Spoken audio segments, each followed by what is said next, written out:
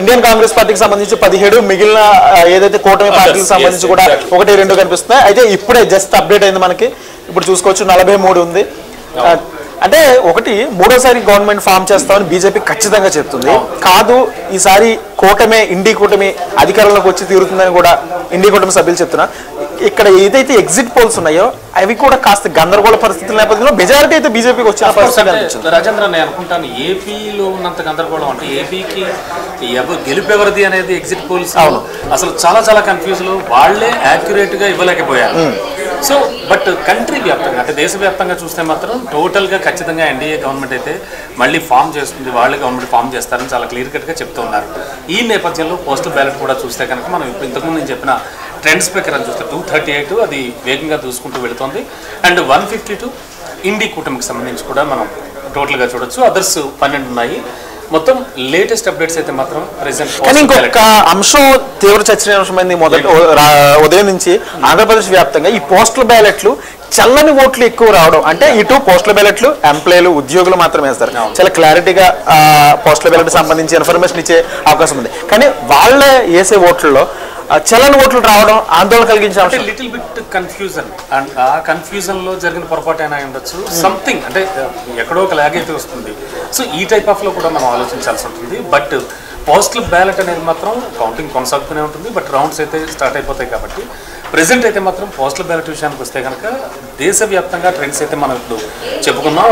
ఇంకా ముందుకు వెళుతున్నాయి. 256 వరకు కూడా వెళ్ళాయి. అండ్ 164 ఇండి కూటమికి.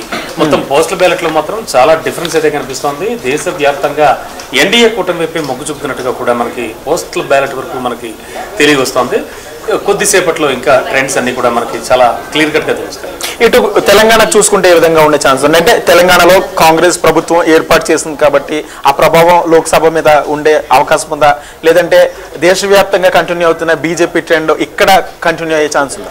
చాలా వరకు బీజేపీ నేతలైతే మాత్రం తెలంగాణలో ఈ ఎన్నికల ప్రచారంలో కావచ్చు అండ్ వాళ్ళు చేసిన డెవలప్మెంట్ కావచ్చు ఇవన్నీ కూడా చెప్పుకుంటూ వచ్చారు. బట్ 2 డిజిట్లో ఖచ్చితంగా మేము వెళ్తామని వాళ్ళు చెప్పడం జరిగింది. మనం చాలా సందర్భాల్లో చూసాం. సో అందుకని బీజేపీ రాజేంద్ర తెలంగాణకు సంబంధించి ముఖ్యంగా ఎగ్జిట్ పోల్స్ అంచనాలు కూడా ఒకవైపు బీజేపీ అండ్ కాంగ్రెస్ మధ్య హోరాహోరీ పోరు ఉంటుంది అని చెప్పారు. అండ్ బీజేపీ వాళ్ళు ఫుల్ ఆఫ్ కాన్ఫిడెన్స్ తోని అటు బీఆర్ఎస్ పైన కోపంతో అటు కాంగ్రెస్ కు వేశారు. ఇప్పుడు ఈ పాలన చూసి మాకే వేస్తారు అన్నటువంటి ధీమా వ్యక్తం చేశారు. అండ్ ప్రస్తుతం ఇప్పటి వరకు ఉన్నటువంటి అంటే ఈ మొదటి రౌండ్ కనుక వచ్చిన తర్వాత ఎటువంటి ఫలితాలు రిలీజ్ అవుతున్నాయి, ఎవరు ముందంజలో ఉన్నారు, ఎవరి లెక్కలు ఎలా ఉన్నాయి?